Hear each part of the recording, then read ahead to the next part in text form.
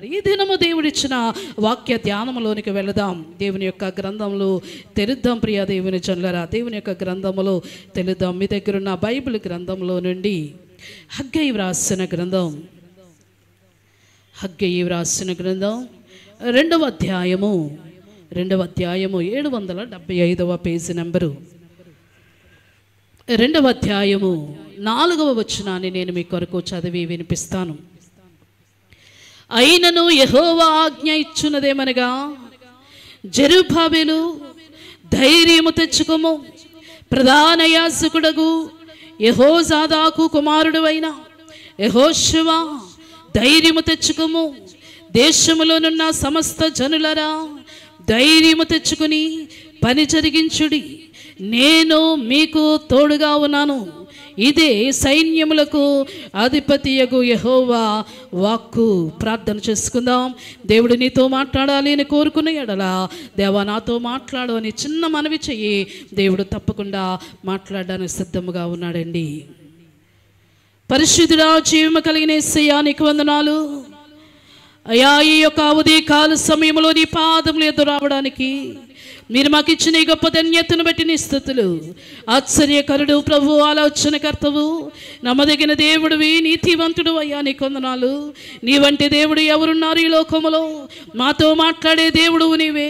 ఆనాడు మోషేతో ముఖాముఖిగా మాట్లాడినట్లుగా, ఆనాడు సమూయేలును పేరు పెట్టి పిలిచినట్లుగా, ఆనాడు ప్రభు తండ్రి అపోస్తుడైన అయ్యా నా ప్రభు తండ్రి పౌలును అయ్యా రోడ్డు మీద నా ప్రభు తండ్రి నీ స్వరముతో మాట్లాడినట్లుగా తండ్రి, ఇది నాని నీ ప్రజలమైన మాతో కూడా మీరు మాట్లాడమని అడుగుతూ ఉన్నాను.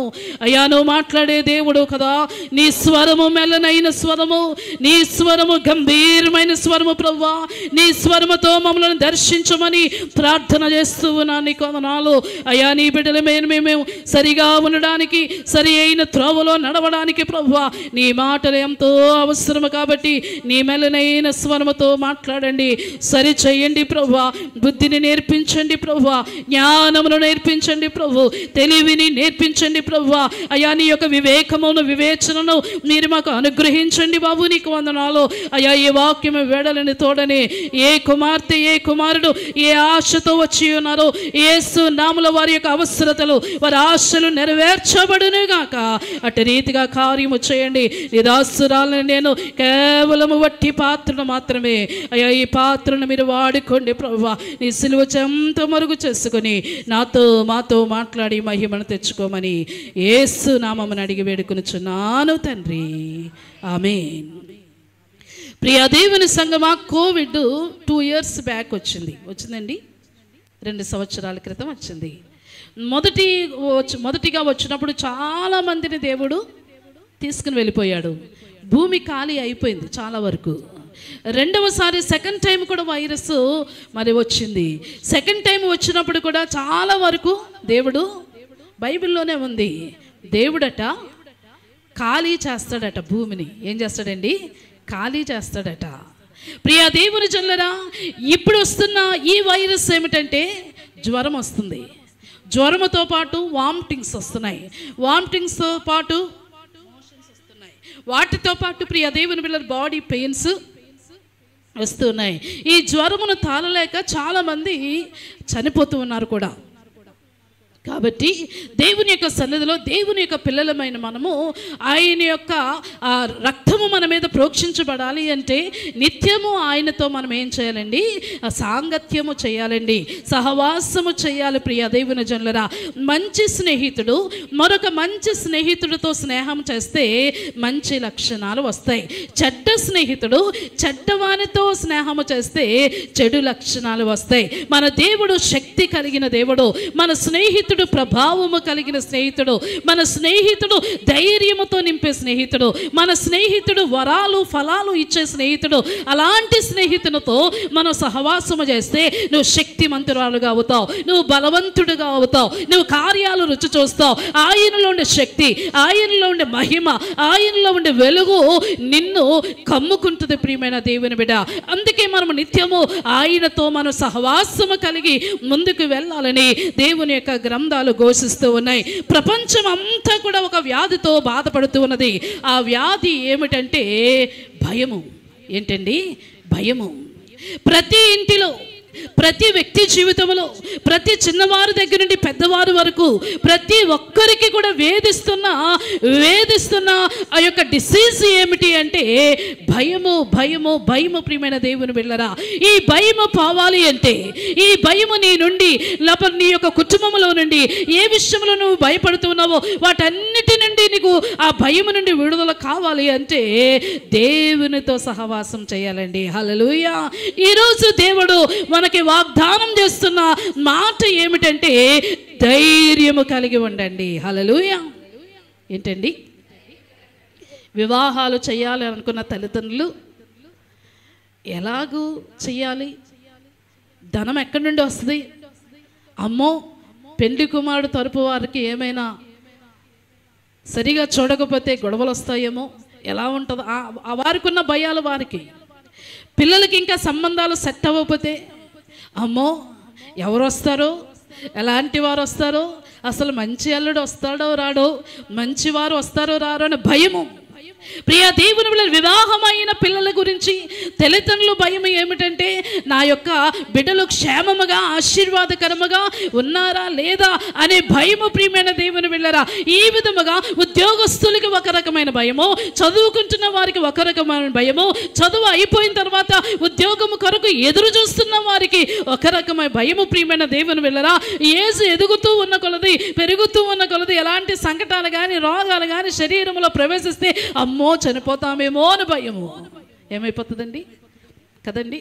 ఏ బీపీ పెరిగినా అమ్మో నేను ఏమైపోతానో, షుగర్ లెవెల్స్ పెరిగినా అమ్మమ్మమ్మమ్మో నేను చనిపోతానేమో, ఏమైపోతుంది, నా పిల్లలు ఇంకా సెటిల్ అవ్వలేదు అనే భయము. ప్రియమైన దేవుని జనులారా, ఈరోజు దేవుడు అంటున్నాడు, నీ భయములన్నిటిని తొలగించేవారు ఒక ఆయన ఉన్నారు. ఆయన ఎవరు అంటే యేసు క్రీస్తు వారు మాత్రమే. ప్రియమైన దేవుని జనంగమా, యేసు క్రీస్తు వారు మాత్రమే మన భయముల నుండి, మన యొక్క ప్రతి విధమైన ఆ యొక్క అధైర్యము నుండి విడుదల ఇచ్చేవాడు యేసయ్య మాత్రమే. నమ్ముతూ ఉన్నారా? నమ్మితే దేవునికి స్తుతులు చెల్లిద్దాం. హల్లెలూయా. ఈరోజు దేవుడు చెబుతూ ఉన్నాడు, జెరుబ్బాబెలు ధైర్యము తెచ్చుకో. హల్లెలూయా. జెరుబ్బాబెలుకు ధైర్యము లేదు. ప్రియమైన దేవుని బిడ్డలారా, జెరుబ్బాబెలుకు అధైర్యము ఉన్నది, భయపడుతూ ఉన్నాడు. ఎంత మాత్రము కూడా మరి భయాందోళనతో ఉంటూ ఉన్నాడు. కాబట్టి దేవుని యొక్క గ్రంథాలు సెలవిస్తూ ఉన్నాయి, నీవు ధైర్యము తెచ్చుకో అంటూ ఉన్నాడు. అదేంటమ్మగారు, భయపడుతూ ఉంటే ధైర్యం ఎలా తెచ్చుకోవాలి అంటే భయములో నుండే నువ్వు భయపడుతూ ఉంటుండగానే నువ్వు ధైర్యంగా ఉండాలి. హల్లెలూయా. నువ్వు ధైర్యము తెచ్చుకోవాలి. ఏదైనా ఒక శోధన నిన్ను భయపడుతూ ఉన్నట్లయితే, ఏదైనా నీకు ఇబ్బందికరంగా ఉన్నది, ఏదైనా నిన్ను మరి దిగులుకు గురి చేస్తూ ఉన్నట్లయితే నువ్వు తలంచవలసింది ఏమిటంటే ఆ ఆందోళన, ఆ రోగము, ఆ సమస్య, ఆ దిగులు నన్ను ఏమీ చేయలేదు, ఎందుకంటే నా దేవుడు నా పక్షముగా ఉన్నాడు. హల్లెలూయా. నువ్వు చేయవలసింది యాజ్ ఎ క్రిస్టియన్గా, దేవుని యొక్క బిడ్డగా నువ్వు చేయవలసిన పని ఏమిటంటే ధైర్యాన్ని కొని తెచ్చుకోవాలి. ధైర్యముగా ఉండడానికి ప్రయత్నం చేయాలి. యేసుతో నువ్వు నడవాలి. ప్రియమైన దేవుని బిడ్డలారా, ఈ లోకములో ఎక్కడ చూసినా ధైర్యము లేదండి. ఎక్కడ చూసినా ధైర్యంను కోల్పోతూ ఉన్నాము అనేక మంది. కానీ దేవుని యొక్క సన్నిధిలో దేవుని పిల్లలమైన మనము, మన దేవుడు ధైర్యముగా ఉండమంటూ ఉన్నాడు. హల్లెలూయా. మొట్టమొదటిగా నువ్వు చేయవలసింది ధైర్యముగా ఉండు. సెప్టెంబర్ నెలలో ప్రవేశిస్తూ ఉన్నావు. ఏ సమస్య రాకుండా ఉండాలి అంటే, ఏ ఇబ్బందులు నీ దగ్గరకు రాకుండా ఉండాలి అంటే, ఉన్న సమస్యలను దేవుడు తొలగించబోతూ ఉన్నాడు. కాబట్టి నువ్వు చేయవలసిన పని ఏమిటంటే ధైర్యముగా ఉండాలి. మొదటి మాట దేవుడు వాగ్దానం చేస్తున్నాడు. రెండవదిగా దేవుడు అంటూ ఉన్నాడు కదా, నీవు పని జరిగించు అంటూ ఉన్నాడు. ఏం జరిగించాలటండి? పని జరిగించాలి. ధైర్యంగా ఉన్నాను ప్రభు, ధైర్యంగా ఉన్నాను ప్రభు, నేను ధైర్యంగానే ఉన్నాను ప్రభు, నేను ధైర్యంగానే ఉన్నానని పని జరిగించలేదనుకోండి, ఏమవ్వదు. You have to work. నువ్వు పని చేయాలి, నువ్వు ముందుకు వెళ్ళాలి, ధైర్యముగా నువ్వు ముందుకు వెళ్ళాలి. ఆనాడు ఝాన్సీ లక్ష్మీబాయి ఏ విధముగా ధైర్యముగా యుద్ధము చేయడానికి వెళ్ళిందో, ఆనాడు దెబోరా ఏ విధంగా ఆ బారాకుతో కలిసి యుద్ధము చేయడానికి వెళ్ళిందో, ఈరోజు దేవుని పిల్లలమైన మనము ధైర్యముగా ఉండాలి. ధైర్యముతో పాటు పని జరిగించాలి. హల్లెలూయా. పని పూనుకోవాలి. ప్రియమైన దేవుని బిడ్డలారా, నువ్వు ఖాళీగా కూర్చుంటే సాతానుడు నీ దగ్గరకు వచ్చి అనేకమైన గలిబిలి తీసుకుని వస్తాడు. నువ్వు ఖాళీగా ఉండకుండా దేవుని పనిలో నిమగ్నమై దేవుని కొరకు నువ్వు సాగిపోతూ ఉన్నప్పుడు, ప్రార్థన, వాక్యము, పాట నీ యొక్క బ్రతుకులో నీ కుటుంబంలో ఉన్నప్పుడు, నువ్వు పని జరిగించినప్పుడు నీ దేవుడు నీ పనులన్నిటినీ సఫలము చేస్తాడండి. హల్లెలూయా. ఏం చేస్తాడండి? సఫలం చేస్తాడు. మొట్టమొదటిగా మనము ధైర్యముగా ఉండాలి. రెండవదిగా పని మొదలు పెట్టాలి. ఏం చేయాలటండి? పని జరిగించాలి. మూడవదిగా దేవుడు అంటూ ఉన్నాడు, నేను నీకు తోడుగా ఉంటాను అంటూ ఉన్నాడు. హల్లెలూయా. చదువుదాం అదే మాట. దేశములో ఉన్న సమస్త జనులరా, ధైర్యము తెచ్చుకుని పని జరిగించుడి, నేను మీకు తోడుగా ఉన్నాను అంటూ ఉన్నాడు. ప్రియ దేవుని బిడ్డలారా, దేవుడు నీకు తోడుగా ఉన్న దేవుడు. దేవుడు నీకు ఆశీర్వాదాన్ని ఇచ్చే దేవుడు. దేవుడు నీ ముందు, నీ వెనుక, నీ ఇరు ప్రక్కల ఆయన తోడుగా ఉన్న దేవుడు. ప్రియమైన దేవుని జనులారా, ఈ మాటలు వింటూ ఉన్నప్పుడు రోజు వింటూ ఉన్నాము కదా, ఎక్కడున్న సమస్యలు అక్కడే ఉంటున్నాయి, ఎక్కడున్న బాధలు అక్కడే ఉంటున్నాయి అనుకుంటున్నాము. కానీ నీ దేవుడు నీ పక్షముగా ఉన్న దేవుడు అండి. ఆనాడు దానియేలు తీసుకుని వెళ్ళి సింహాల బోనులో వేసేస్తూ ఉన్నప్పుడు ధైర్యముగా ముందుకు వెళ్ళాడు. ఎక్కడ భయపడలేదండి, ఎక్కడ జడియలేదు. ప్రియమైన దేవుని బిడ్డలారా, ఎక్కడ అలసిపోలేదు, ఎక్కడ సమస్యలిపోలేదు. నేను చనిపోతాను పర్వాలేదులే అనుకుని ధైర్యముగా సింహాల బోనులు ఎదురుగా ఉన్నప్పటికీ కూడా అయ్యో సింహాల బోనులోనికి ధైర్యముగా లోపలికి వెళ్ళిపోయాడండి. హల్లెలూయా. ఒక కష్టం నీ దగ్గరికి వచ్చినప్పుడు ఆ కష్టాన్ని ఎదుర్కోవాలి, ధైర్యముగా ఎదుర్కోవాలి.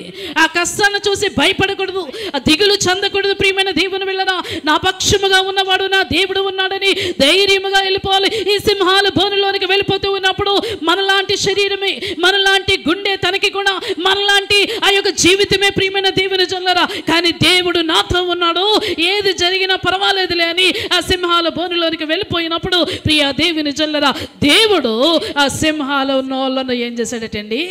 మోయించేశాడట. హల్లెలూయా. ధైర్యము కానీ నీకుంటే ప్రతి అపవాది నీ నుండి పారిపోతుంది. ప్రియమైన దేవుని బిడ్డ, ధైర్యము కానీ ఉంటే ప్రతి కరువు నీ నుండి పారిపోతుంది.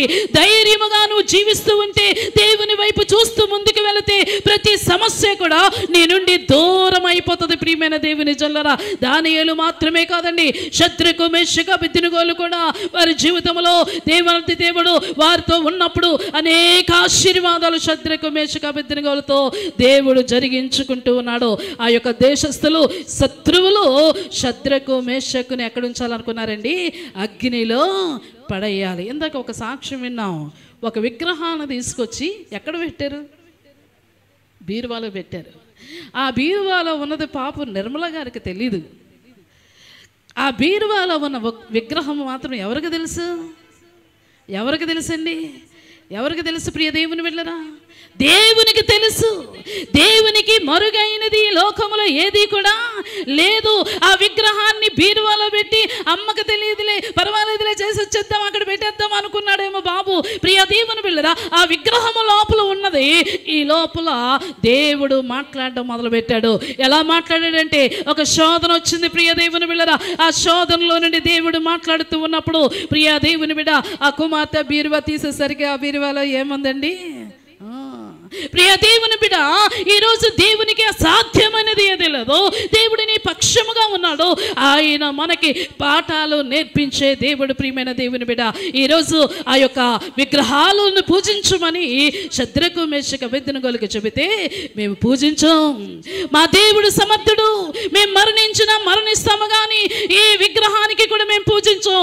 మేము పూజించే దేవుడు ఎవరు అంటే సైన్యములకు అధిపతి అయిన దేవుడు. మేము పూజించే దేవుడు ఎవరు అంటే మాట్లాడే దేవుడు. మేము పూజించే దేవుడు ఎవరు అంటే ఆయన మోక్షాన్ని ఇచ్చే దేవుడు. కాబట్టి అలాంటి దేవునితో మేముంటామో, మేము విగ్రహానికి మ్రొక్కము. మనము క్రైస్తవులమైన మనము అవునంటే అవును, కాదంటే కాదు. ఈ రెండు మాటల్లోనే ఉండాలి. అవునని కాదని పని చేసిన, అవునంటే అవును, కాదంటే కాదని చేయాలి. కానీ వాటి మధ్యలో ఏది చేసినా అది దేవునికి విరుద్ధమైనదట ప్రియ దేవుని జల్లరా. ఈ శత్రుకు మేషక అబేద్నెగోల్ని ప్రియ దేవుని అగ్నిగుండములో పడవేసేసారండి. అయినా సరే వారు భయపడలేదు, అయినా సరే దిగులు చెందలేదు. చనిపోతే చనిపోతాము, మా దేవుడు సమర్థుడు, మమ్మల్ని రక్షించకపోయినా పర్వాలేదు, కానీ మేము మాత్రము విగ్రహాలకు మ్రొక్కం. ఈ మధ్య కాలంలో కుమారుడు సూరజ్ నాకు ఫోన్ చేసి, అమ్మా మరి డబ్బాలు పట్టుకుని వచ్చేస్తున్నారమ్మా, ఏం చేయమంటారు, వేయకపోతే మరి ఏదో చేస్తానంటున్నారమ్మా, మరి బిజినెస్ జరగకుండా చేస్తానంటున్నారు, ఏం చేయాలమ్మా అని చెప్పి వాళ్ళని ఎదురుగా పెట్టి బిడ్డ నాతో మాట్లాడాడండి కుమారుడు.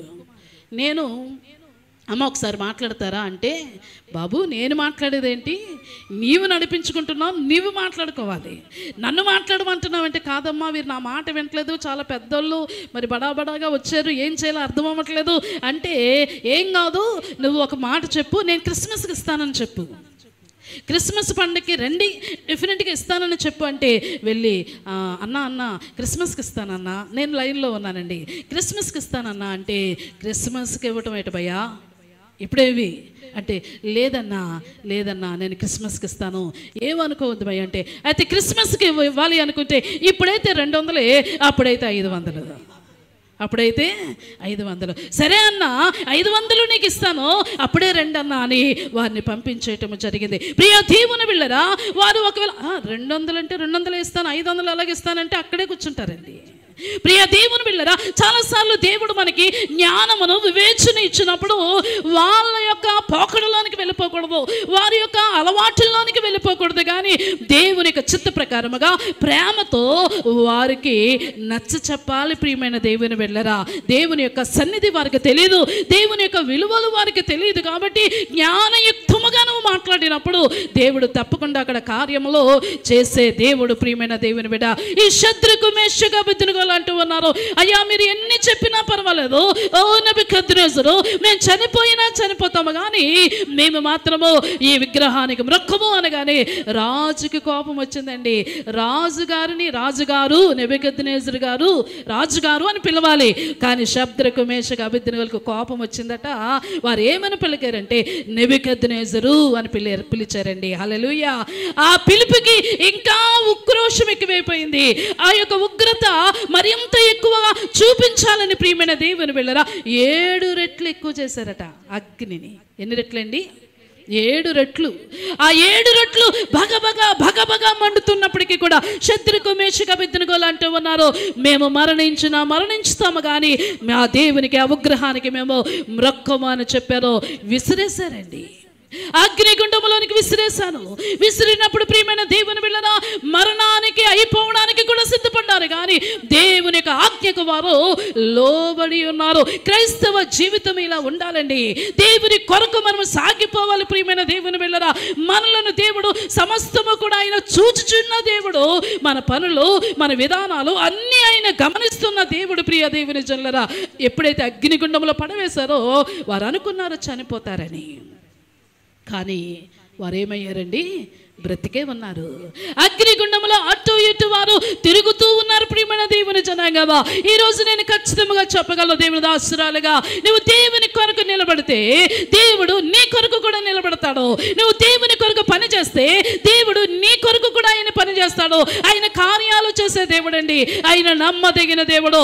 అందుకే దేవుడు అంటున్నాడు, భయపడవద్దు, ధైర్యము తెచ్చుకో, ఇదిగో పని జరిగించు, నేను నీకు తోడై ఉన్నాను అని వాగ్దానము చేస్తున్న దేవుడు. ప్రియమైన దేవుని జల్లరా, ఈ రోజుల్లో ఉండే క్రైస్తవ్యం ఎలా అయిపోయిందంటే ఏ ఎండకు ఆ గొడుగు పెట్టేస్తున్నాం. ప్రియమైన దేవుని వెళ్ళరా, దేవుని సన్నిధిలో ఎట్టి పరిస్థితుల్లో మనము ఖచ్చితంగానే జీవించాలని దేవుడు వాగ్దానం చేస్తూ ఉన్నాడు, మాట ఇస్తూ ఉన్నాడు. నువ్వు ఖచ్చితంగా జీవిస్తూ ఉన్నప్పుడు దేవుడు నీ కొరకు ఆయన నిలబడతాడు. కుమార్తె జ్యోత్స్న కార్యక్రమానికి మొన్నటికాల సమయంలో నన్ను పిలిచారు, నేను వెళ్ళడం జరిగింది.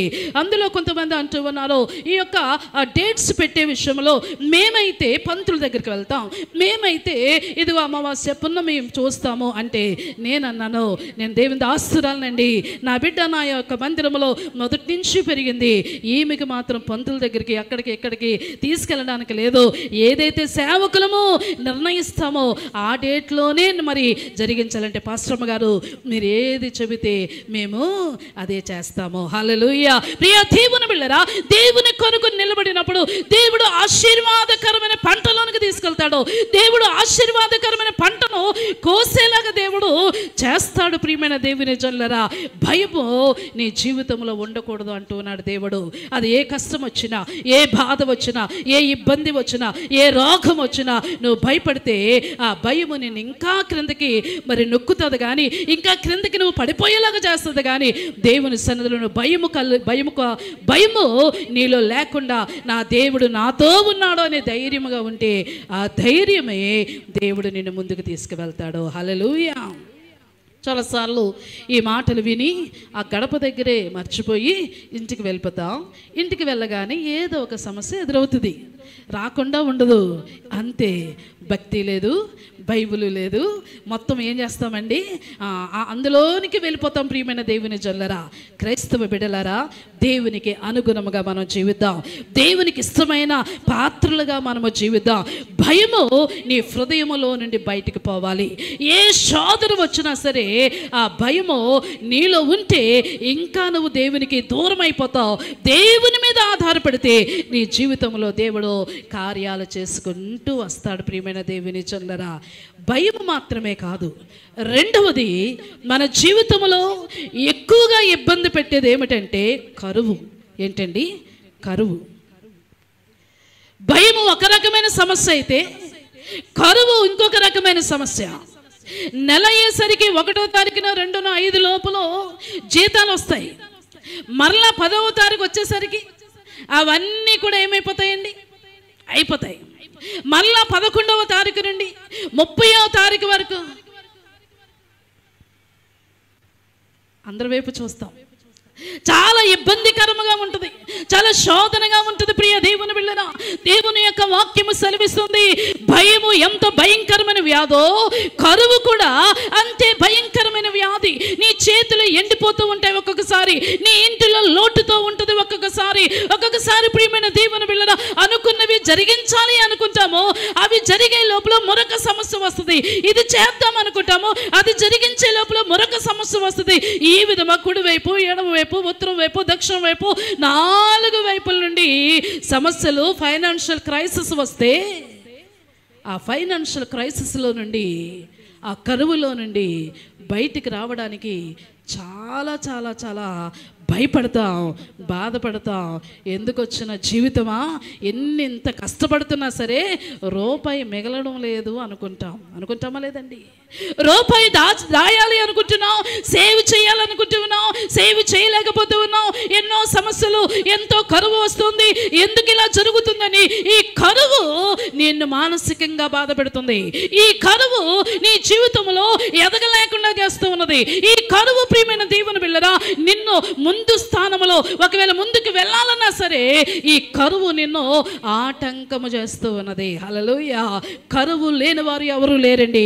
కరువుతో ఉన్నవారు అనేక మంది ఉన్నారు. ప్రియమైన దేవుని బిడ్డలారా, ఒకవేళ మీరు నీగ్రో దేశానికి వెళితే ఆ దేశంలో వారికి భోజనం లేక మట్టి తింటూ ఉన్నారట. ప్రియమైన దేవుని బిడ్డలారా, అనేక మంది ప్రియమైన దేవుని బిడ్డలారా సరి అయిన భోజనం లేక అక్కడ ఇక్కడ చెత్త కుండీలో పడిన ఆ భోజనాన్ని తీసుకుని తింటున్న వారు అనేక మంది ఉన్నారు. అనేక మందికి భోజనం లేక, వస్త్రాలు లేక ఆయా ప్రాంతాలలో వారు అడుక్కుని తింటూ ఉన్నారు, బెక్ చేసుకుని తింటూ ఉన్నారు.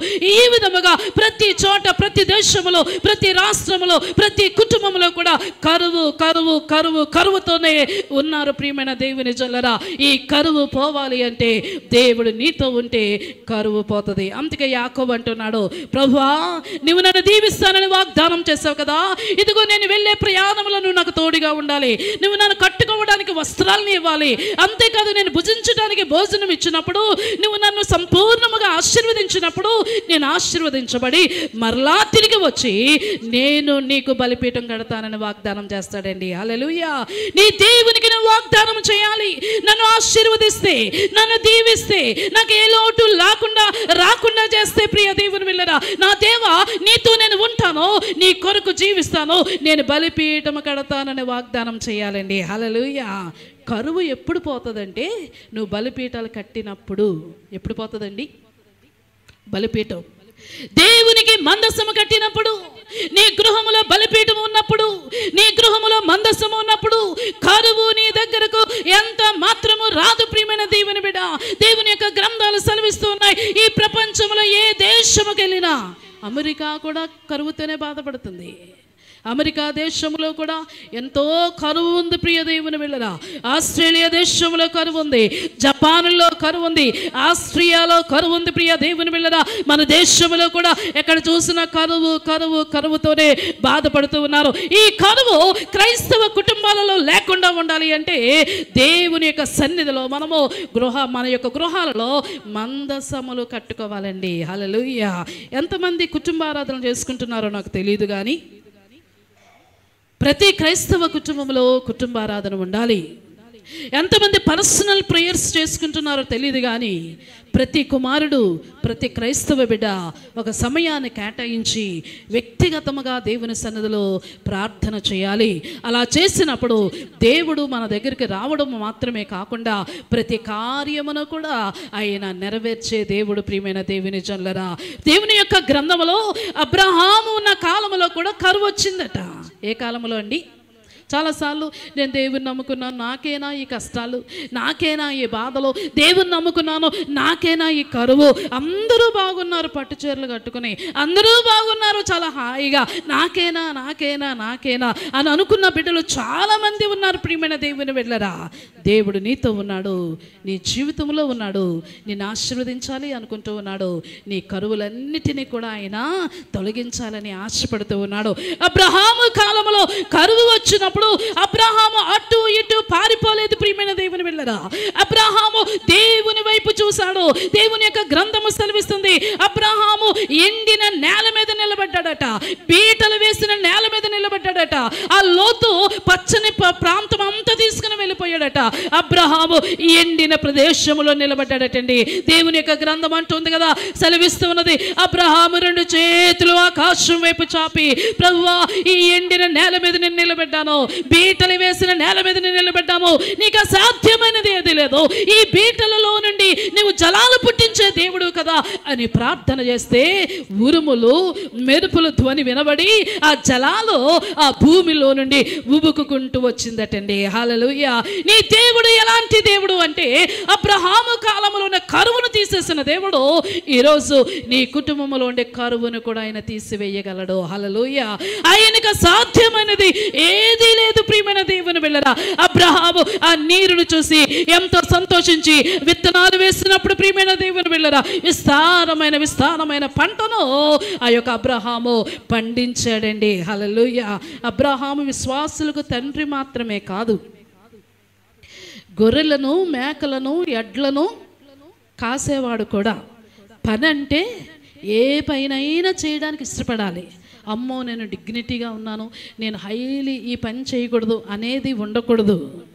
గొర్రెలను మేపాడు, మేకలను మేపాడు, ఎడ్లను మేపాడు. ప్రియమైన దేవుని బిడ్డలారా, బహు ఆస్తిపరుడిగా దేవుడు చేసేసాడు.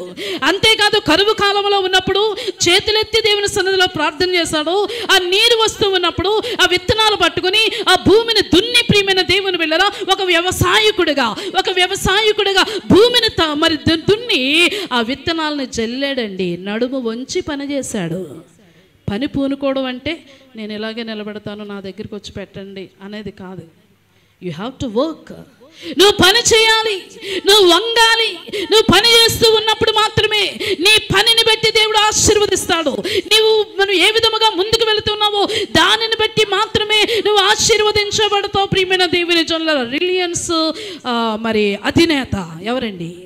అంబానీ ఏమి చెబుతాడో తెలుసా? ఈరోజు నేను కోటీశ్వరుని అయ్యాను అంటే నేను ఎర్లీ మార్నింగ్ 3 గంటలకు లెగుస్తాను. ఎన్ని గంటలకు కట్టండి? మనం ఎన్ని గంటలు లెగుస్తున్నాం? మరి ఎప్పుడు మనం బిల్ గేట్స్ అవుతాం? ఎప్పుడు మనం కోటీశ్వరులను అవుతామండి? దేవుని యొక్క సన్నిధిలో ఆ యొక్క మరి అంబానీ కూడా మనలాంటి వాడే ప్రియమైన దేవుని వెళ్ళరా అంటూ ఉన్నాడు కదా, నేను టైంని ప్రతి నిమిషాన్ని కూడా నేను ధనముతో పోల్చుకుంటాను. నేను ప్రతి మినిట్ కూడా వేస్ట్ అవ్వకుండా నేను ముందుకు వెళ్తాను అంటాడు. ప్రియ దేవుని జనులారా, ఈరోజు దేవుడు నీకు జ్ఞానముని ఇచ్చాడు.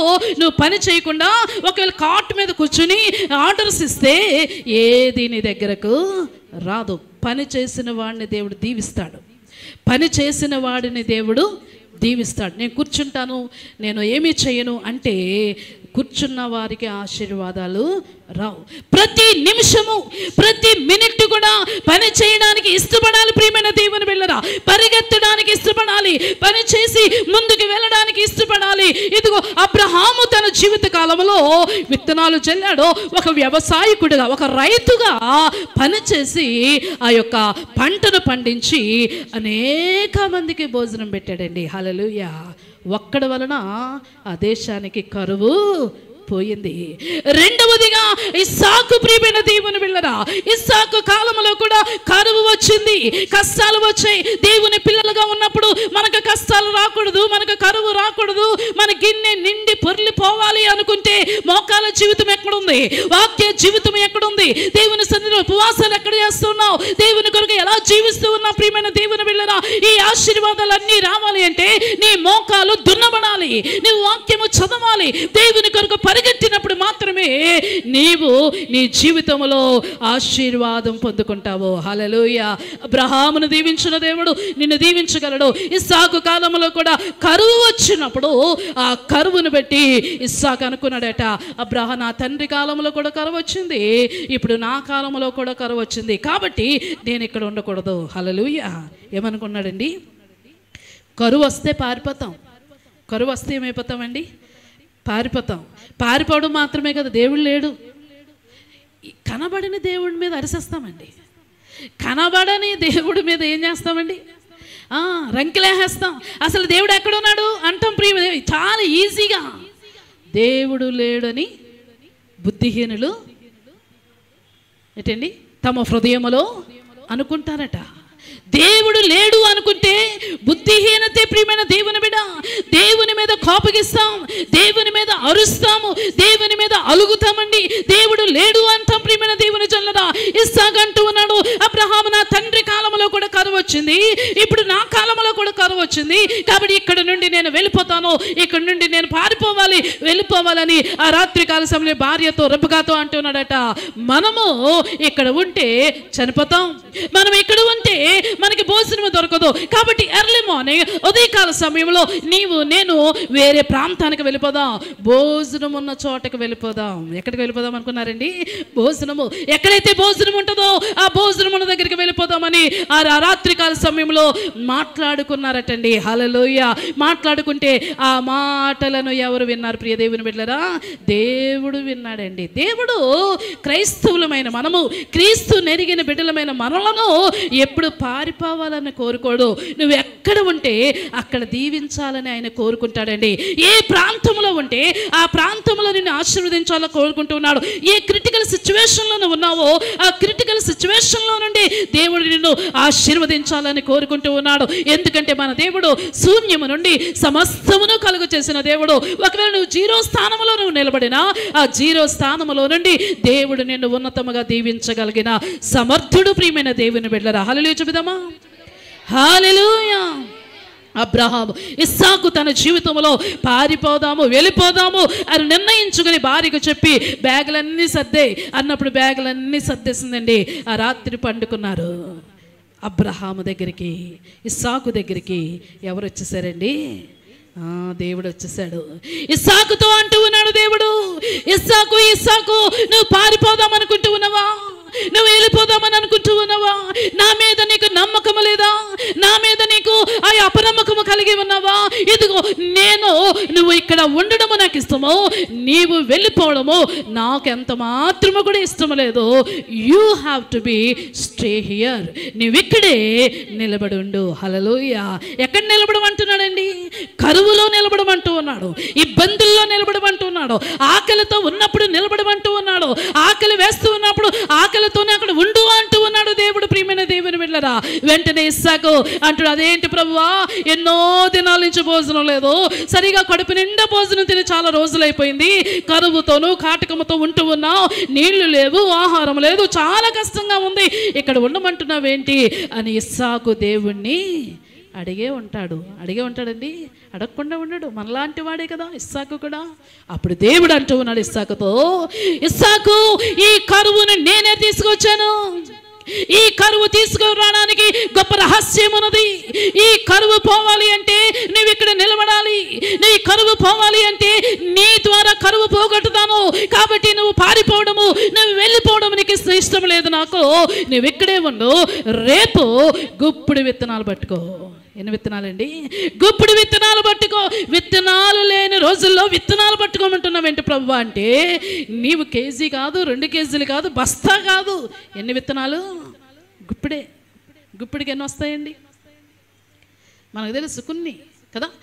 ఆ గుప్పుడు విత్తనాలు పట్టుకుని విశ్వాసముతో, ధైర్యముతో, నమ్మకముతో నువ్వు బయటకు వెళ్ళి ఆ విత్తనాలు నేల మీద జల్లు. ఎప్పుడైతే నువ్వు నేల మీద జల్లావో నేను పని మొదలు పెడతానని దేవుడు అక్కడ వాగ్దానం చేస్తాడు. ప్రియమైన దేవుని జల్లరా, ఇస్సాకు దేవుని మాటకి లోబడ్డాడు. ఉదయం అయిపోయింది, బ్యాగులు పట్టుకుని గడప దగ్గర రెడీగా నిలబడిందండి రెబెకా. ఎక్కడికి అంటే, వెళ్దామన్నారు కదా మీరు, అందుకే రెడీ అయ్యాను అంటే, లేదు మళ్ళీ ఆగిపోదాం. ఏంటండి మీరు, రాత్రి ఒక మాట, పగలు ఒక మాట, అసలు అందుకే అని అన్నదా ప్రియ దేవుని బిడ్డలారా?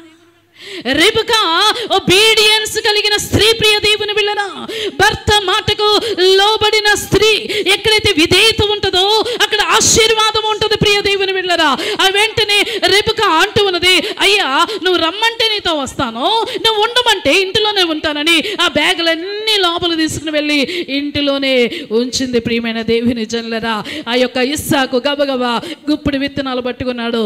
ఇదిగో ప్రభువా, నువ్వు ఆశీర్వదిస్తానన్నావు కదా, నేను పని మొదలు పెడతానని పని మొదలు పెట్టడానికి ఆ యొక్క పొలానికి వెళ్ళి ఎండిన నేల మీద విత్తనాలు జల్లాడండి. హల్లెలూయా. ఏ నేల మీదండి? మన జీవితంలో ఎండిపోయిన స్థితిగతులు చాలా ఉన్నాయి. వాటి జీవితంలో వాటి గురించి నువ్వు విశ్వాసముతో నువ్వు పలకాలి. ప్రియమైన దేవుని బిడ్డలారా, విశ్వాసముతో ఎప్పుడైతే పలుకుతావో ఈ ఎండిన స్థలాలలో నీటి బుగ్గలను పుట్టించే దేవుడు మన దేవుడు. హాగరు కన్నీరు కార్చినప్పుడు అరణ్యములో నుండి నీటి బుగ్గలను పుట్టించే దేవుడు. ఇదిగో ఈ యొక్క ఇస్సాకు గుప్పుడు విత్తనాలు పట్టుకుని జల్లినప్పుడు నీరు ఉబుకుకుంటూ వచ్చిందటండి. హల్లెలూయా. ఈ యొక్క ఎండిన నేలల్లో నుంచి నీరు ఉబుకుకుంటూ వచ్చిందట. ప్రియ దేవుని బిడ్డలారా, విత్తనాలు మరి ఎంతగానో మొలకలు వచ్చాయి. ఆ మొలకలు పంటగా మారింది.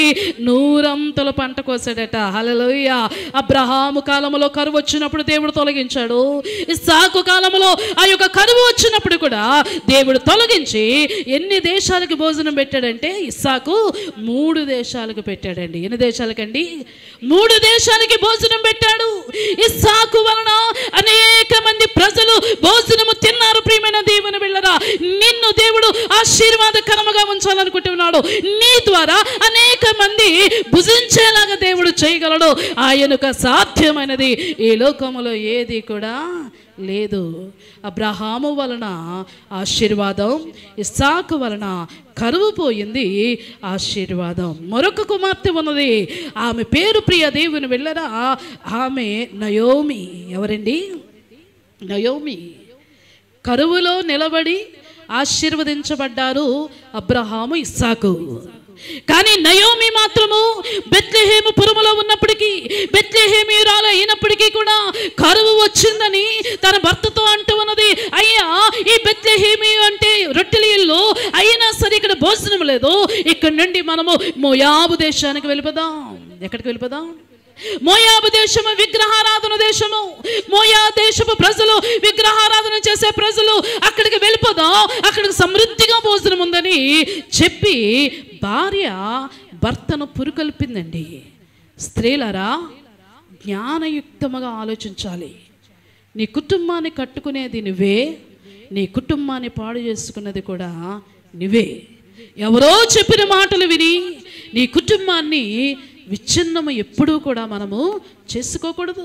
నీ కుటుంబ పరిస్థితులు సరిగా లేవని ఆ యొక్క కుటుంబ పరిస్థితులను బట్టి కుటుంబములను విచ్ఛిన్నము చేసుకోకూడదు. ప్రియమైన దేవుని జనులారా, మా ఫాదర్ నాతో ఒక మాట చెప్తూ ఉండేవారు. మా మదరు నాకు మోడల్.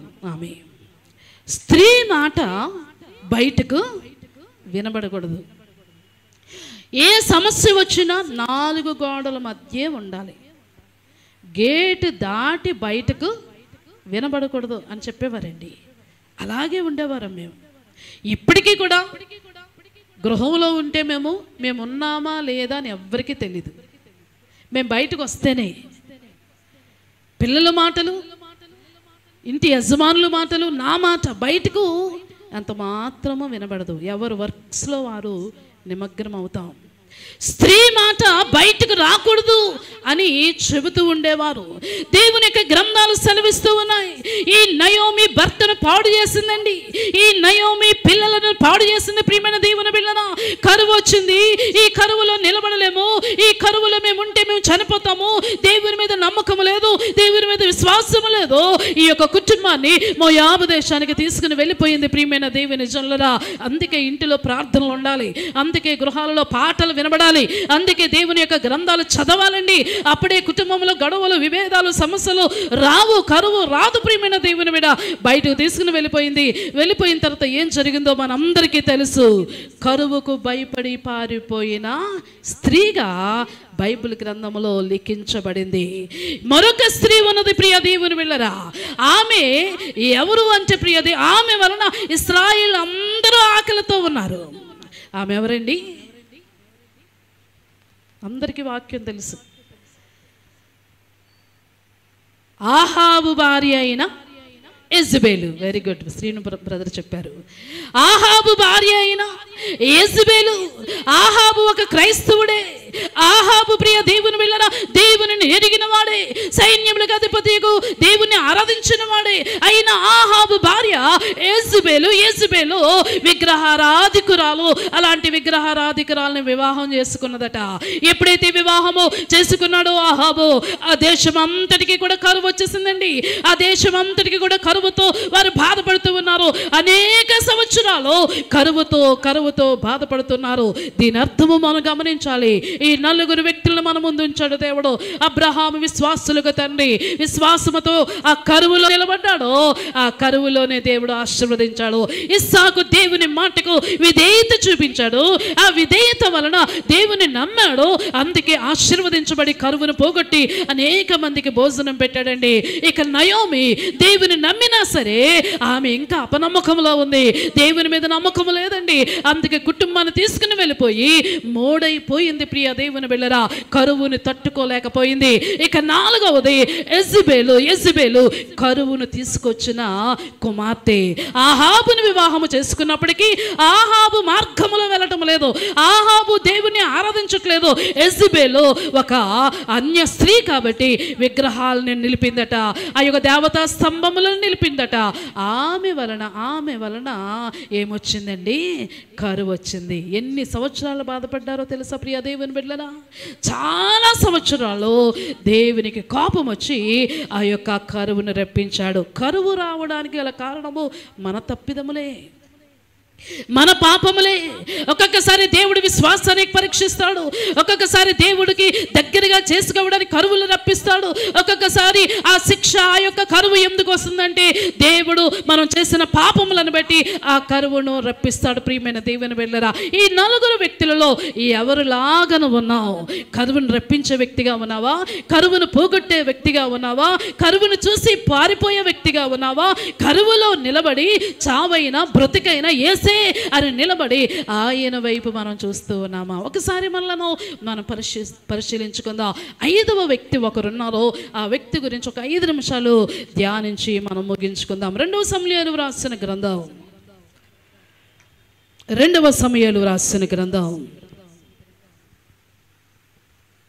21వ అధ్యాయము 1వ వచనము నుండి నేను మీ కొరకు చదివి వినిపిస్తాను. దావీదు కాలమున 3 సంవత్సరములు విడవకుండా కరువులు కలుగగా దావీదు యెహోవాతో మనవి చేసెను. అందుకు యెహోవా ఇలాగు సెలవిచ్చెను, సౌలు గిబియోనులను హతము చేసెను గనుక అతనిని బట్టి నరహంతకులకు అతని ఇంటి వారిని బట్టి శిక్షగా ఈ కరువు కలిగెను. హల్లెలూయా. మరొక వ్యక్తి ఉన్నాడండి. ఆ వ్యక్తి పేరు, ఆ భక్తుడి పేరు దావీదు. ఎవరండి? అబ్రహాము కాలంలో కరువు వచ్చింది, ఇస్సాకు కాలంలో కరువు వచ్చింది, నయోమి కాలంలో కూడా కరువు వచ్చింది. ఇక యెజబెలు చేసిన తప్పిదాన్ని బట్టి కరువు ఆహాబు కాలంలో కూడా వచ్చింది. తరువాత ఆహాబు కాలంలో ఏలియాను పంపించి ఆ కరువును దేవుడు తీసివేసి వర్షాన్ని రప్పించాడు. కొన్ని సంవత్సరాలు 3.5 సంవత్సరాలు ప్రార్థన చేశాడు ఈ ఏలియా కొండ మీద నిలబడి. ఆ ప్రార్థనలు విన్న దేవుడు వెంటనే కరువును పోగొట్టాడు. ప్రియమైన దేవుని జనులారా, ఇక్కడ దావీదు కాలంలో కూడా కరువు వచ్చిందట. ఏ కాలంలో అండి? మనకి కూడా చాలా కరువులు ఉన్నాయి. కోట్ల ఆస్తి కావాలి మనకి, ఖర్చు పెట్టడానికి బోల్డ్ డబ్బులు కావాలి కదండి. బ్యాగులు నిండా ఉంటే అబ్బా విస్తారంగా ఖర్చు పెడతాం. కానీ ఇప్పుడు ఖర్చు పెట్టడానికి బ్యాగులు లేవు, బ్యాగులో ఉండే డబ్బులు లేవు కదా. కానీ చాలా కష్టంగా అంత కరువుతో ఉన్నాం. దేవుడు తొలగించగలిగే సమర్థుడు ఆయన, నిజమైన దేవుడు. ప్రియమైన దేవుని జల్లరా, ఆయన కార్యాలు జరిగిస్తాడు. ఈ దావీదు కాలంలో కరువు వచ్చిందట. ఈ కరువు వచ్చినప్పుడు దావీదు దేవుని సన్నిధిలో ప్రార్థించాడు. ప్రియ దేవుని బిడ్డల, కరువు వస్తే ఆ కరువును చూసి ఏడవకూడదండి. కరువు కష్టాలు వస్తే ఆ బాధలను బట్టి కన్నీరు కార్చకూడదు, గుండెలు బాదుకోకూడదు, పిచ్చి పట్టినట్లుగా జుత్తు పీక్కోకూడదు, గోడకేసి కొట్టుకోకూడదు, భోజనం మానేసి అలిగి కూర్చోకూడదు, ఇంట్లో సమస్యగా తయారవ్వకూడదు. ఏదైనా సమస్య వస్తే కొంతమంది సమస్యకి వాళ్ళు ఇంకో సమస్యగా తయారయ్యి కూర్చుంటారు కదండి. నాకు చాలామంది స్త్రీలు సిస్టర్స్ తెలుసు, ఏదైనా ఒకటి అనుకున్నది జరిగించుకోలేదనుకోండి, వాళ్ళు భోజనం చేయరు, ఇంట్లో వంట కూడా చేయరు, మంచం ఎక్కి కూర్చుంటారు. ఏ భోజనం వండలేదా అంటే, నేనే వండాలా, హోటల్స్ ఉన్నాయి కదా.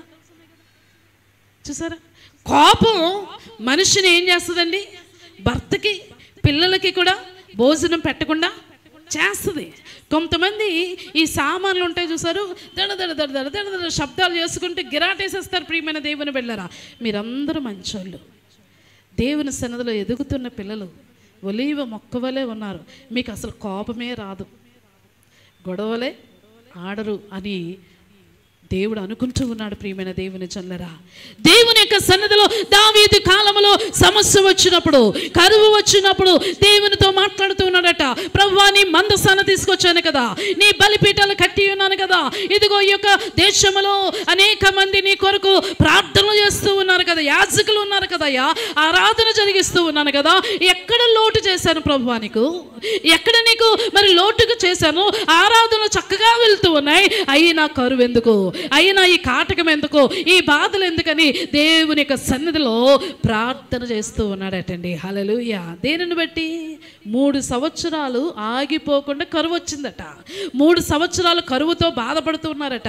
అందుకని దావీదు దేవుని సన్నిధిలో అడుగుతూ ఉన్నాడు, నిన్ను ఆరాధిస్తూ ఉన్నాను, నీకు బలిపీఠాలు కడుతూ ఉన్నాను, నీకు మందసాలు కడుతూ ఉన్నాను, ఆ యొక్క అనేకమైన యాజకులు ఉన్నారు కదయ్యా, ఎందుకు మాకు ఈ కరువు అంటే దేవుడు దావీదుతో అంటూ ఉన్నాడు, దావీదు, ఈ కరువు నేను ఎందుకు తీసుకొచ్చాను అంటే, యెహోషువ కాలంలో, చాలా జాగ్రత్తగా వినాలి, క్లుప్తంగా చెబుతాను ఒక స్టోరీ లాగా. యెహోషువ కాలంలో యెహోషువ గిబియోనులకు వాగ్దానం చేశాడు. ఆ వాగ్దానం ఏమిటంటే, గిబియోనులారా, మిమ్మల్ని నేను హతము చేయను, మిమ్మలను హతము చేయొద్దని దేవుడు చెబుతూ ఉన్నాడు, కాబట్టి మిమ్మల్ని నేను హతము చేయను, మేము హతము చేయము అని యెహోషువ కాలంలో దేవుడు గిబియోనులకు ఏం చేశాడండి? ప్రమాణం చేశాడు. దేవుడు ఒక ప్రమాణం చేస్తే ఆ వాగ్దానాన్ని దేవుడు నెరవేరుస్తాడండి. ఆ వాగ్దానాన్ని మన జీవితంలో నెరవేర్పు కలుగుతుంది ప్రియమైన దేవుని చల్లరా. ఎప్పుడైతే ఆ వాగ్దానాన్ని మరి ఆ యొక్క పలుకుని ఆ ప్రమాణము చేశానో ఆ ప్రమాణము చాలా జాగ్రత్తగా యెహోషువ కాలంలో జరిగింది.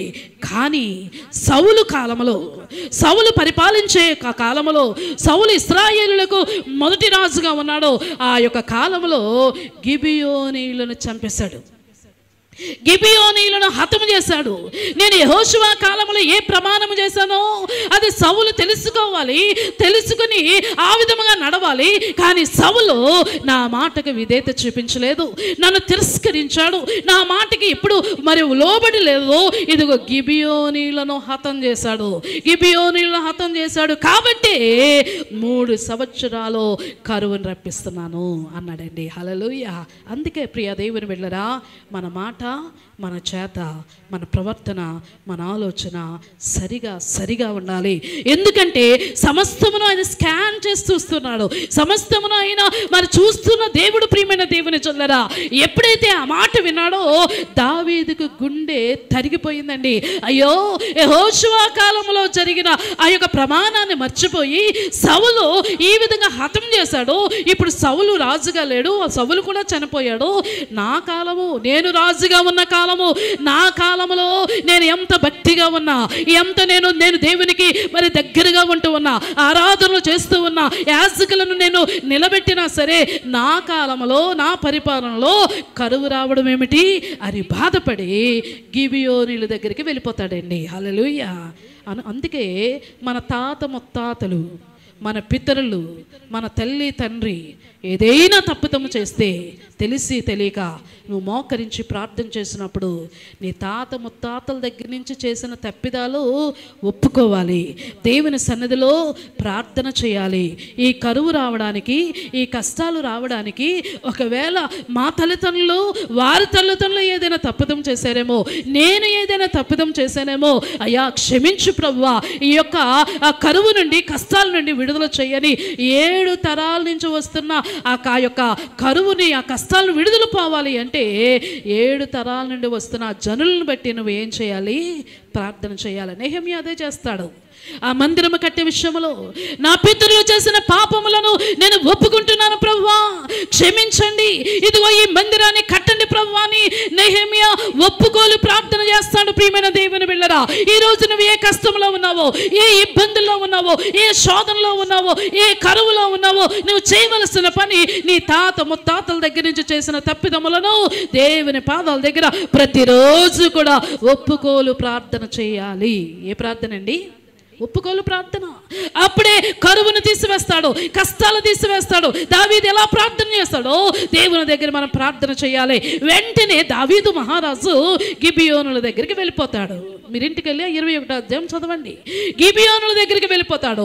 ఆ గిబియోనుల దగ్గరికి వెళ్ళిపోయి, అయ్యా మిమ్మలను ఆ సౌలు రాజు చంపాడట, మీ కుటుంబ సభ్యులను చంపేశాడట, అందుకే కరువు వచ్చిందట, దేవుడు సెలవిస్తూ ఉన్నాడు, నేను మీకు ఏం చేయాలి, మీరేం కోరుకుంటున్నారు అని గిబియోనుల దగ్గరికి వెళ్ళి అడిగితే, ఒక దావీదు మహారాజు సామాన్య ప్రజల దగ్గరికి వెళ్ళి ఈ కరువు పోవాలంటే మీరే సొల్యూషన్ ఇవ్వాలి, మీరే ఏదో ఒకటి చెప్పండి, అప్పుడే కరువు పోతుంది అంటే గిబియోనీయులు చాలా తెలివైన వారు. వింటున్నారా? అర్థమవుతుందండి. గిబియోనులు చాలా తెలివైన వారు. వారు అంటూ ఉన్నారు, ఇదిగో ఈ యొక్క దేశంలో ఉన్న ఏ ఇశ్రాయేలీయుడు మాకొద్దు, ఎవరు కూడా మాకు అక్కర్లేదు, మాకు కావాల్సింది సౌలు కుటుంబంలోని సభ్యులు కావాలి. ఏమంటున్నాడండి? సౌలు కుటుంబంలో ఉన్న ఆ సభ్యులను 7గురిని ఇవ్వండి. ఎంతమందిని అంటండి? 7గురు కావాలి అంటే దావీదు తలదించుకుని, అలాగే అయ్యా మీరు చెప్పినట్లుగానే 7గురిని మీకు ఇస్తాం. ఏం చేస్తారు? 7గురిని, ఆ 7గురిని కూడా ఊరు తీసేస్తాం, ఆ 7గురిని కూడా కొండ దగ్గర తీసుకెళ్ళి ఊరు తీసేస్తాము, ఆ 7గురిని ఇవ్వండి అన్నప్పుడు ప్రియమైన దేవుని జొల్లరా దావీదుకి మనస్తాపన కలిగింది. దావీదుకి గుండె బరువెక్కివైపోయింది. ప్రియమైన దేవుని వెళ్ళరా, దావీదు అంటూ ఉన్నాడు, అయ్యో నన్ను చంపటానికి వస్తుంటేనే సౌలు నేనేమి చేయలేదే, నా భార్య అనేక సార్లు నన్ను ఇబ్బంది పెట్టింది, అయినా సరే నా భార్యను నేను క్షమించానే, ఇప్పుడు సౌలును, యోనాతాను నా ప్రాణ స్నేహితుడు, యోనాతానుని కూడా నేను క్షమించి ఎప్పుడు ఏ హాని చేయలేదు, ఇప్పుడు యోనాతాను లేడు, సౌలు కూడా మరణించాడు. ఇప్పుడు ఈ కుటుంబ సభ్యుల్లో నుండి ఎవరిని 7గురిని ఇవ్వాలా అని ఆలోచిస్తున్న సమయంలో సౌలుకి ఉపపత్నులు ఉన్నారట. సౌలుకి ఎవరున్నారండి? ఉపపత్నులు. ఉపపత్నులు అంటే భార్యలు కాదు, భార్యలు వేరు. భార్యలు ఉంటుండగా ఎవరైనా అందంగా, చక్కగా, సంతోషముగా, ఆనందంగా, నవ్వుతూ చాలా ఖుషీగా ఉన్న స్త్రీలు ఎవరైనా, జ్ఞానయుక్తముగా ఉన్న స్త్రీలు ఎవరైనా కనబడితే వారిని ఇష్టపడి తెచ్చుకునేవారట ఆ దినాలలో. ఇప్పుడు చేయకూడదండో, బైబిల్ ఒప్పుకోదు. ఇప్పుడు చేస్తే ఇంకేం ఒప్పుకోదు, చట్టం కూడా ఒప్పుకోదు. ప్రియ దేవుని వెళ్ళిన సౌలుకి ఉపపత్నులు కూడా ఉన్నారట. ఆ ఉపపత్నులలో ఒక ఉపపత్ని పేరు రిస్పా. ఏంటండి? రిస్పా. స్పా కాదు, స్పా పెట్టించుకుంటారు చాలామంది, హెయిర్ స్పా, బాడీ స్పా. ఈ స్పా కాదు, ఈమె పేరు రిస్పా. రిస్పా అనగా మరి ప్రియ దేవునిలో మండుచున్న కొండ అని అర్థం. రిస్పా అంటే మండుచున్న కొండ అని అర్థం. ఈ రిస్పా ఒక ఉపపత్నిగా సౌలుకి ఉండేది. ప్రియమైన దేవుని బిడ్డలారా, సౌలుకి ఈమె 2 కుమారులను కన్నది. ఎంతమంది అండి? 2 కుమారులను. దావీదు వెళ్ళి అమ్మ రిస్పా, నీకున్న 2 కుమారులను ఇదిగో బలి తీయడానికి, ఊరి వేయడానికి, ఈ కరువంతా పోగొట్టడానికి మరి 7గురు కావాలంటున్నారు. నీ బిడ్డల్ని ఉరి తీయడానికి ఇస్తావా అంటే ఆమె ఒప్పుకుంటుందండి? ఒప్పుకుంటా. ఉపపత్ని అయినా సౌలు రాజుకు పుట్టిన బిడ్డలే కదా, సౌలు రక్తమే కదా ప్రియ దేవుని బిడ్డలారా. దానికి ముందు సౌలు చనిపోయిన తర్వాత ఆ యొక్క సౌలు దగ్గర ఉన్న ఆ సైన్యాధిపతి అయిన అబ్నేరు అనే వ్యక్తి ఈ యొక్క రిస్పాని పాడు చేసేసాడట. ఈ రిస్పాకి చెడ్డ పేరు తీసుకుని వచ్చాడు. ఈ రిస్పాని ప్రియ లోకములో ప్రజల మధ్య మరి ప్రియ దేవుని బిళ్ళరా పాడు చేసి వదిలిపెట్టేశాడు. ప్రియమైన దేవుని బిళ్ళరా, ఆమె ఇంటిలో నుండి బయటికి రావడానికి నామోషిగా అవుతుంది. బయట అందరూ కూడా రిస్పా పాడైపోయింది, సౌలు ఉన్నప్పుడు క్షేమంగా ఉంది, సౌలు వెళ్ళిపోయిన తర్వాత, చనిపోయిన తర్వాత అబ్నేరు ఆమెను చెరబెట్టాడు, పాడైపోయిందని ఆమె గురించి ఆ ప్రజలందరూ చెడ్డగా చెప్పుకుంటున్నారండి. అలా చెడ్డగా చెప్పుకుంటున్నప్పుడు లోపల దుఃఖపడుతూ, లోపల వేదన పడుతూ, ఎంతో చింత కలిగి రిస్పా ఉంటూ ఉన్న సమయంలో ఇప్పుడు దావీదు వచ్చి అంటున్నాడు, అమ్మ రిస్పా, నీ బిడ్డల్ని ఉరి తీయడానికి ఇస్తావా అంటే, అయ్యా మీకు ఎలాగ నచ్చితే అలాగ తీసుకెళ్ళిపోండి అని 2 బిడ్డలను ఇచ్చేసిందండి. లోకమేమో వేలు పెట్టి చూపిస్తుంది, కానీ ఈమె హృదయమేమో ప్రజలందరికీ మంచి చేయడానికి, ప్రజలందరికీ ఉన్న ఆ కరువును పోగొట్టడానికి ఒక ఛాలెంజబుల్ లేడీగా, ఒక ఉమెన్గా ప్రియ దేవుని వెళ్ళరా ఆ యొక్క 2 కుమారులను కూడా చేతికి అప్పగించేసింది. ప్రియమైన దేవుని సంగమా, ఈరోజు దేవుని యొక్క పిల్లలమైన మనము రిస్పాకున్న ఆ డెడికేషన్ మనకు కూడా ఉండాలి. 2 దొరికారు, ఇంకా 5గురు ఉండాలి. మిగతా 5గురు సౌలు కుమార్తెకు పుట్టిన 5గురు కుమారులను తీసుకుని ఈ దావీదు వెళ్ళిపోతాడు. రిస్పా 2 కుమారులు, ఆ యొక్క సౌలు కుమార్తె యొక్క 5గురు కుమారులు, 7గురు కుమారులను కూడా ఆ యొక్క మోయాబీలకి వారికి అప్పగించేస్తాడు, గిబియోనీలకు అప్పగించేస్తాడండి. ఈ 7గురిని తీసుకుని వెళ్ళిపోయి ఆ కొండ మీదకి తీసుకుని వెళ్ళిపోయి వారిని ఒక్కొక్క చెట్టుకి, చాలా జాగ్రత్తగా గమనిద్దాం, 7 చెట్లకు 7గురిని ఉరి తీసేస్తారండి. ఒక తల్లి రిస్పా ప్లేస్లో ఉండి ఆలోచిద్దాం. నవమాసాలు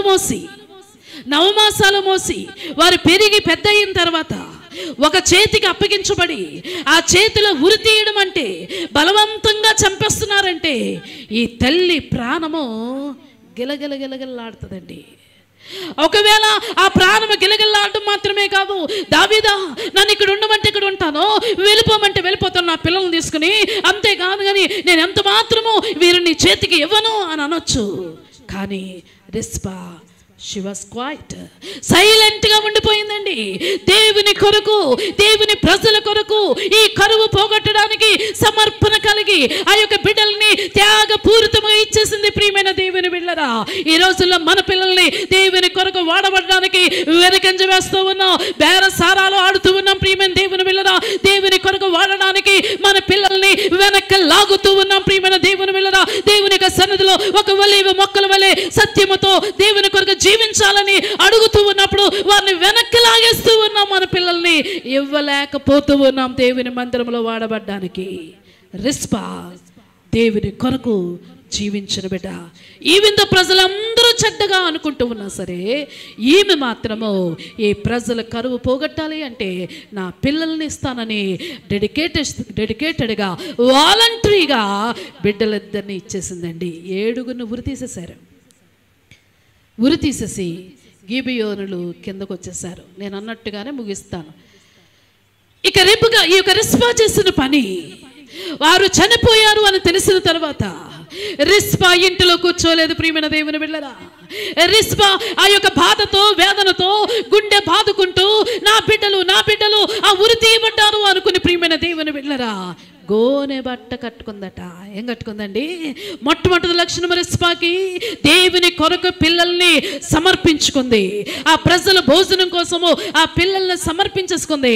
రెండవదిగా ఇంటిలో కూర్చోలేదు. చాలా మంది స్త్రీలు ఇంట్లో కూర్చుని ఆ కాకమ్మ కబుర్లు, ఈ కాకమ్మ కబుర్లు, ఆ ముచ్చట్లు, ఈ ముచ్చట్లు, వాళ్ళ గురించి మాట్లాడుకోవడం, వీళ్ళ గురించి మాట్లాడుకోవడం, ఈ లక్షణాల్లో నిమగ్నం అయిపోతున్నారు. కానీ నన్ను దేవుడు ఎందుకు ఉంచాడు ఈ భూమి మీద, నేను కుటుంబానికి ఏం చేయాలి, నా పిల్లల్ని ఎలా చూసుకోవాలి, ఎలా భయభక్తులతో పెంచుకోవాలి, నేను దేవుని కొరకు ఏ సేవ చేయాలి, ఏ విధంగా వాడబడాలి, ఈ లక్షణాలు కరువైపోతూ ఉన్నాయండి క్రైస్తవ సమాజానికి.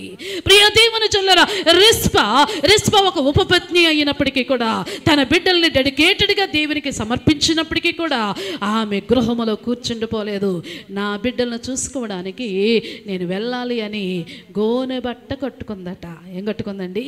గోనె బట్ట కట్టుకుని కొండ ఎక్కింది. ప్రియమైన దేవుని వెళ్ళరా, గోనె బట్ట కట్టుకుని అంగలార్పు చేయడానికి.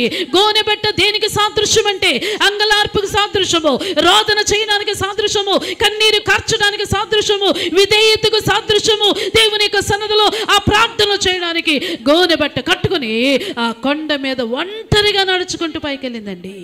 చాలాసార్లు ఒంటరిగా ఉన్న స్త్రీలు నాకెవరు లేరు, నాకెవరు లేరు, నాకెవరు లేరు, నాకెవరు లేరు. ఎవరుంటారు నీకు? దేవుడు ఉన్నాడు. నీకు దేవుడు నీ పక్షముగా ఉన్నాడు. దేవుడు నీకు తోడై ఉన్నాడు. దేవుడు నీతో ఉన్నాడు. దేవుడు నీలో ఉన్నాడు. ఆయన కార్యాలు చేయగల సమర్థుడు. నువ్వు పని మొదలు పెట్టాలి.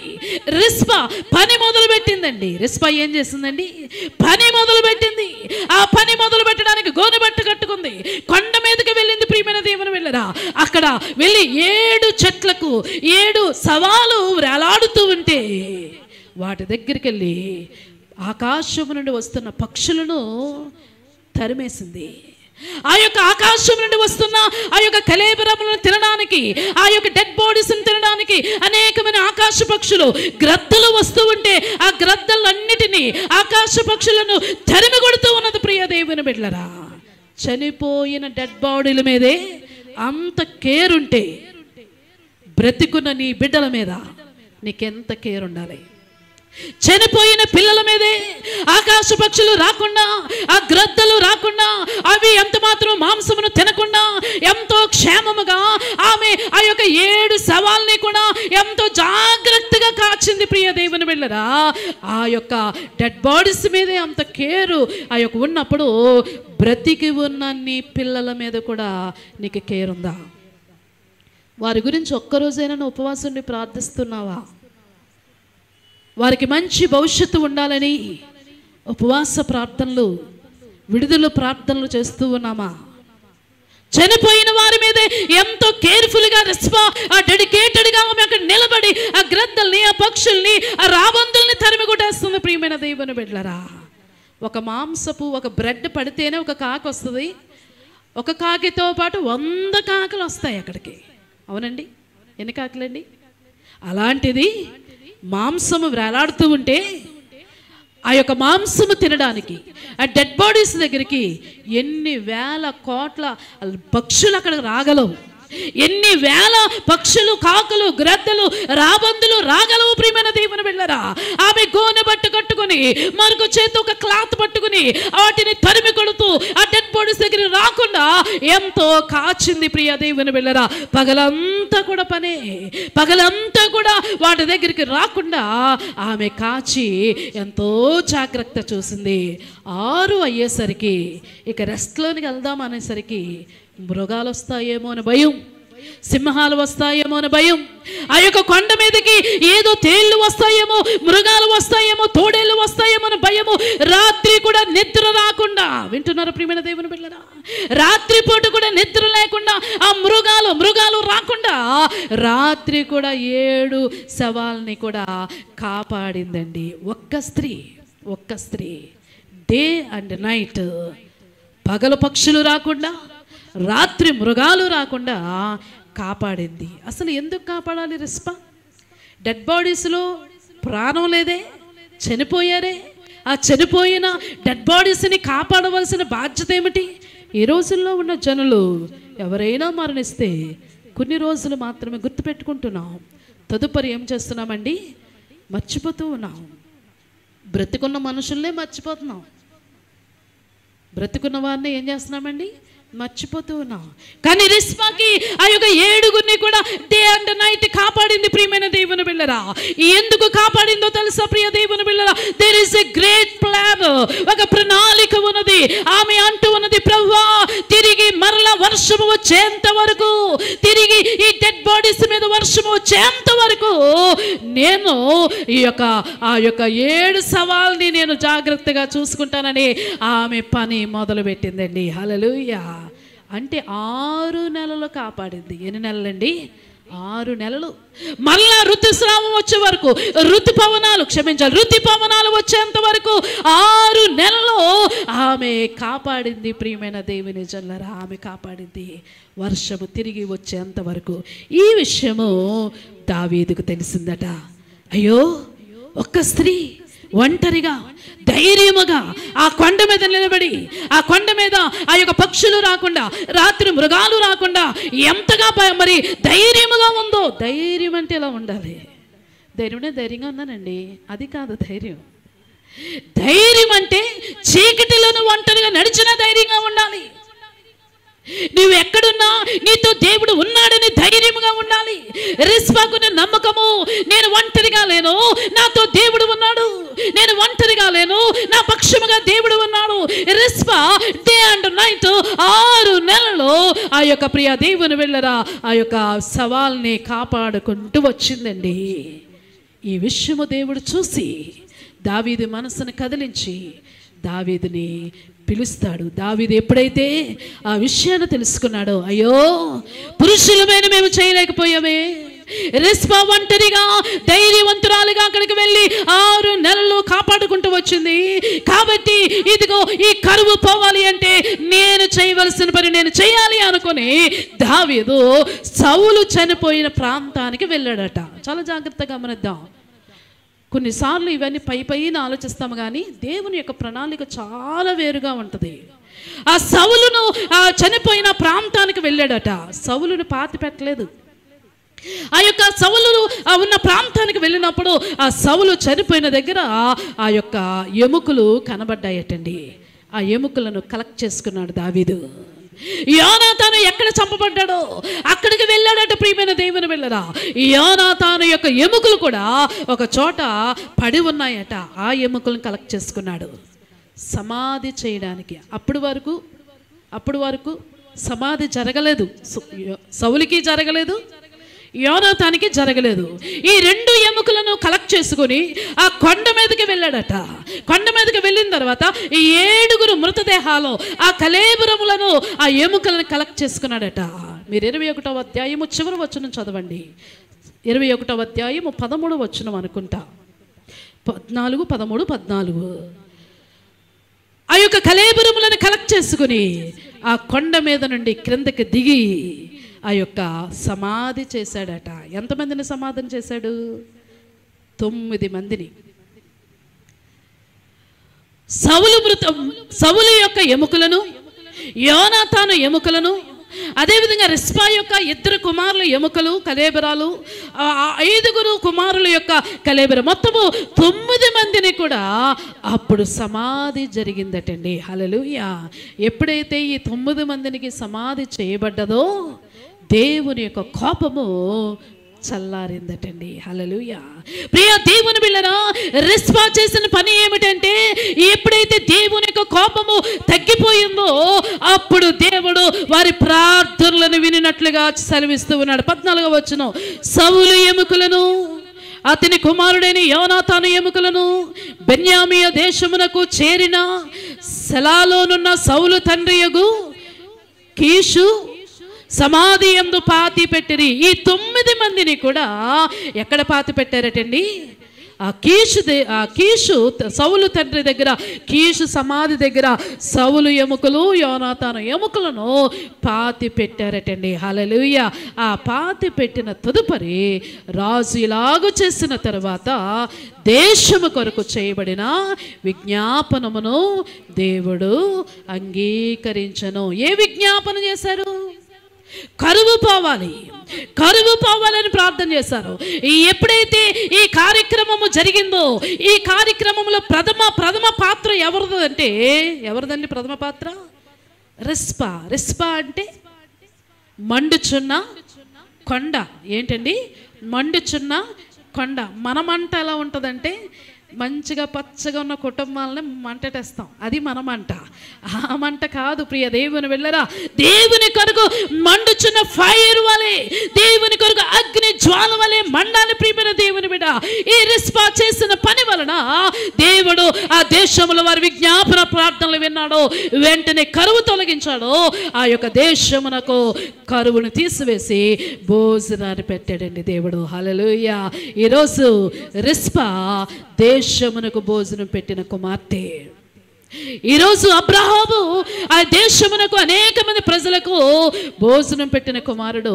ఇస్సాకు 3 దేశాలకి కరువును తీసివేసి భోజనమును అందించిన కుమారుడు. ఇదిగో ప్రియ దేవుని బిడ్డలారా, యేజబెలు ఆ విగ్రహారాధన చేసి కరువును తీసుకొచ్చిన కుమార్తె. అంతేకాదు కానీ దేవుని యొక్క సన్నిధిలో నయోమి కరువు చూసి పారిపోయింది ప్రియ దేవుని బిడ్డలారా. కానీ రిస్పాకి ధైర్యవంతురాలు, రిస్పా దేవుని యందు భయభక్తులు కలిగిన స్త్రీ, రిస్పా ప్రార్థనా పరురాలు, రిస్పా సమర్పణ కలిగిన స్త్రీ, రిస్పా దేవుని కొరకు వాడబడాలని కోరుకున్న స్త్రీ, రిస్పా తన గురించి తను ఆలోచించుకోలేదు కానీ ప్రజలందరి గురించి ఆలోచించిన స్త్రీ. రిస్పా దేవుని కొరకు తన పిల్లల్ని సమర్పించుకుంది.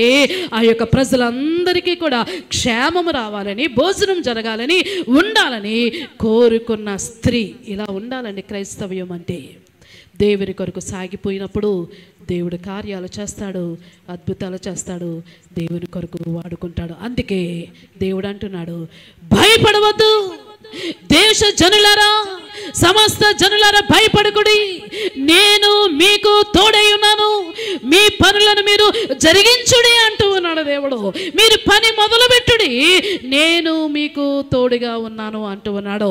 ఈరోజు ఈ ఆలయంలో కూర్చున్న దేవుని పిల్లలారా, ఏ పని చరించాలనుకుంటున్నారో, ఏ పనిలో ఉండాలనుకుంటూ ఉన్నారో, ఎవరి కోసము దేని కొరకు ఆశ కలిగి ఉన్నారో, ఏ కార్యము చేయాలనుకుంటూ ఉన్నారో, ఇదిగో రిస్పా వలె ఉందా, రిస్పా వలె త్యాగపూరితంగా ఉండాలి, రిస్పా వలె గోనెబెట్టు కట్టుకుందాం, రిస్పా వలె ప్రార్థనాత్మతో నింపబడదాం, రిస్పా వలె అనేక మందికి మోడల్గా ఉందా.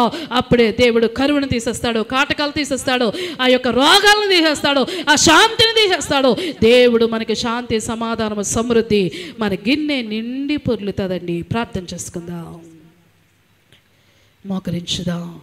విన్న వాక్యాన్ని విడిచిపెట్టకుండా, విన్న వాక్యము ఈరోజు చాలామంది భక్తులు మన ముందు ఉంచాడు దేవుడు.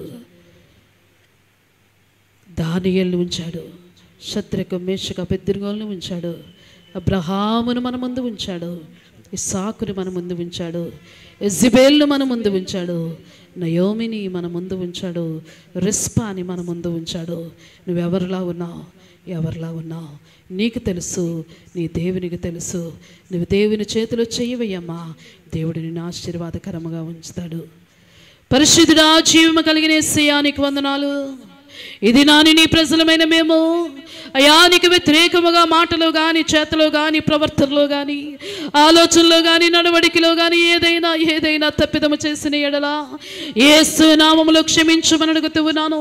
నీ రక్తమును ప్రోక్షించమని ప్రార్థిస్తూ ఉన్నాను. శుద్ధ జనముగా చేయమని అడుగుతూ ఉన్నాను. అయ్యా మా గృహాలలో కరువు రావడానికి కల కారణము మేమే అయితే మమ్మల్ని క్షమించమని ప్రార్థిస్తూ ఉన్నానయ్యా.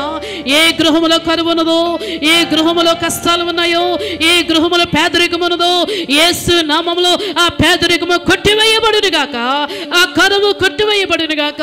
ఏ గృహములో రోగాలు ఉన్నాయో యేసు నామములో కొట్టివేయబడును గాక. నీకు వందనాలు. నీ కార్యాలను జరిగించండి. రిస్పా ధైర్యవంతురాలయ్యా, రిస్పా మండుచున్న కొండ ప్రభువా, రిస్పా డెడికేటెడ్ కలిగిన స్త్రీ తండ్రి, రిస్పా రోదన చేసే స్త్రీ ప్రభువా. అయ్యా రిస్పాని అనేక మందికి మాదిరిగా ఉంచి ఉన్నావయ్యా.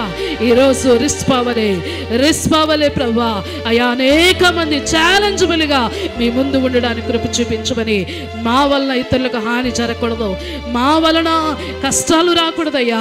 మేము అనేక మందికి ఆశీర్వాదకరముగా ఉంచమని ప్రార్థన చేస్తూ యేసు నామమున అడిగి వేడుకొనుచున్నాను మా తండ్రి. ఆమేన్.